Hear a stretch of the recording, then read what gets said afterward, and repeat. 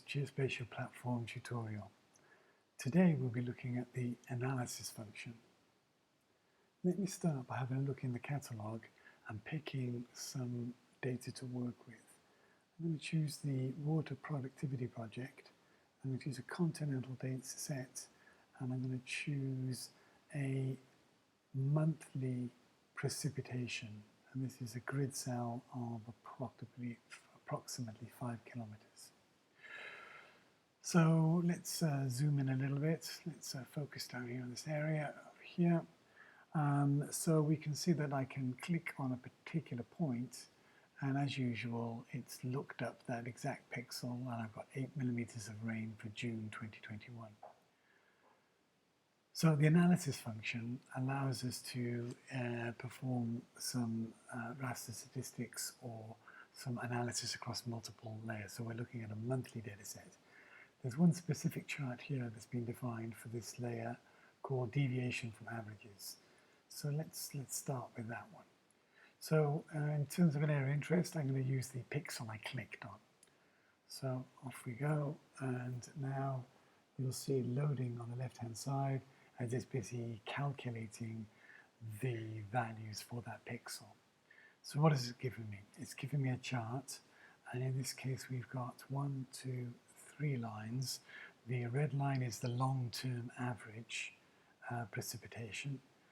The green line is the 2020 precipitation, and the blue line is the 2021. And you'll see that this is monthly.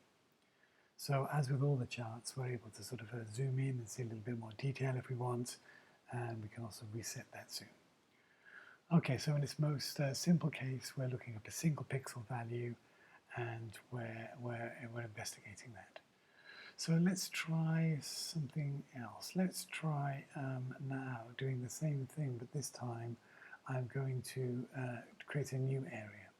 So I can create a new area by, let's zoom in a little bit, by clicking on the map, and I'm defining an area, and I'm going to say done. In fact, now you'll see I have my new area over here, area 1, and again I can pop that off to do some calculations, and now it will give me the same chart. However, the data is based on all of the pixels that lie within that area. So we can now switch between the two. I can see area 1, oh sorry, already on area 1, or I can see the point, the single location that we had earlier. So that same thing works even if I draw a polygon myself on the map. So let me try one more.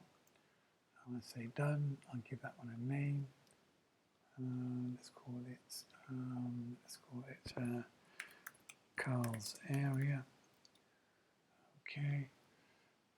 So now if I click on that and I do some analysis, we should do the same thing, derivations from averages, and you see Carl's area. So now I'm able to pop that off and do some analysis.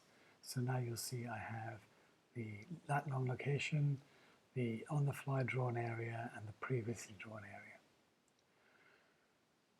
So the next thing we'll do is to look at a different way of doing it. So rather than drawing on the map, let's pretend I'm in my GIS tool, or I have some shapes myself somewhere. Oops, that's a little bit too much zoomed. And we can also draw a shape ourselves here. So let's just draw one. Okay, and then I'm going to click on it. I'm going to give it a bit of title.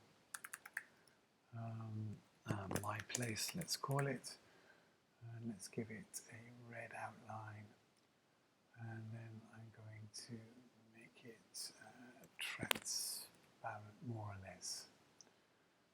Okay, and let's do one more just for the sake of it. Okay.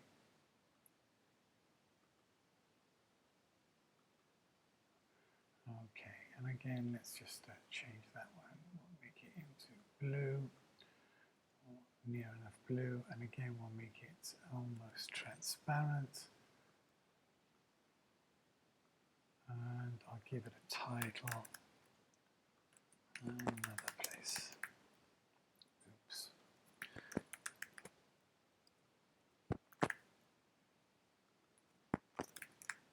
Another place. Okay, so what I'm going to do now is I'm going to save this as a Geojson format. So this is map 42. Now we're going to go back to the hand-in-hand geospatial platform, and we're going to add that Geojson. So if I open the Explore over here and I go to My Data, I can add some local data. I'm going to browse the file system and choose that Geojson file, and now we should see that, in fact we see it on the map. So we have my place and another place. Okay, so now let's use one of these for doing some analysis. So we go to precipitation layer, we say that it's got analysis, I choose a deviation from averages, and I'm going to choose another place.